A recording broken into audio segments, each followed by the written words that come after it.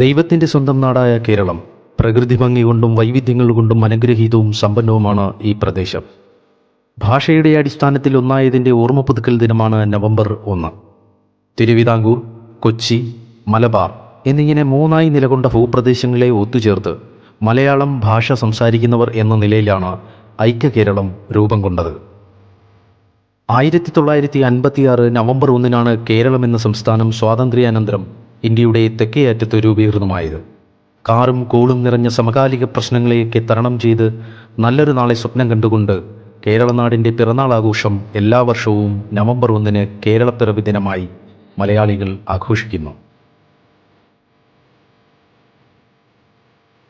1947 India ബ്രിട്ടീഷുകാരിൽ നിന്നും സ്വാതന്ത്ര്യമായി. തുടർന്ന് ഐക്യ കേരളത്തിന് വേണ്ടിയുള്ള പ്രക്ഷോഭങ്ങൾ ശക്തിപ്പെട്ടു. ഭാഷ, ചരിത്രം, ഐതിഹ്യം എന്നിവ പൊതുവായുള്ള മലയാളികളെ ഒരുമിപ്പിക്കുക എന്നതായിരുന്നു ഐക്യ കേരള പ്രസ്ഥാനത്തിൻ്റെ ലക്ഷ്യം. 1956 സംസ്ഥാന പുനഃസംഘടനാ നിയമമാണ് ഐക്യ കേരള പുനഃസംഘടനയ്ക്കും പല സംസ്ഥാന രൂപീകരണങ്ങൾക്കും വിഭജനത്തിനും ആധാരം. അങ്ങനെ 1953 ഫസൽ അലി തലവനായും സർദാർ KM പണിക്കർ, പണ്ഡിറ്റ് ഹൃദയനാഥ് കുൻസ്രു എന്നിവർ അംഗങ്ങളായുള്ള സംസ്ഥാന പുനഃസംഘടനാ കമ്മീഷൻ രൂപവൽക്കരിച്ചു.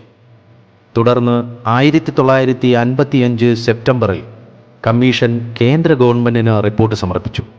അതിൽ കേരള സംസ്ഥാന രൂപവൽക്കരണത്തിനും ശുപാർശ ഉണ്ടായിരുന്നു.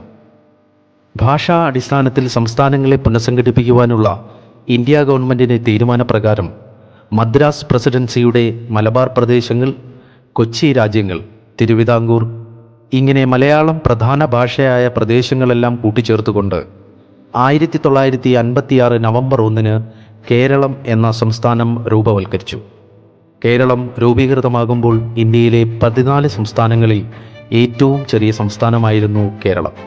സംസ്ഥാന പുനഃസംഘടനാ റിപ്പോർട്ട് പ്രസിദ്ധപ്പെടുത്തി 13 മാസം കഴിഞ്ഞാണ് ഇന്ത്യയുടെ രാഷ്ട്രീയ ഭൂപടം തയ്യാറാക്കിയത്. തിരുവിതാംകൂറിലെ തോവാള, അഗസ്തീശ്വരം, കൽക്കുളം, വിളവങ്കോട് എന്നീ 4 താലൂക്കുകളും ചെങ്കോട്ട താലൂക്കിൻ്റെ ഒരു ഭാഗവും വേർപെടുത്തി മദിരാശി സംസ്ഥാനത്തോട് ചേർത്തു.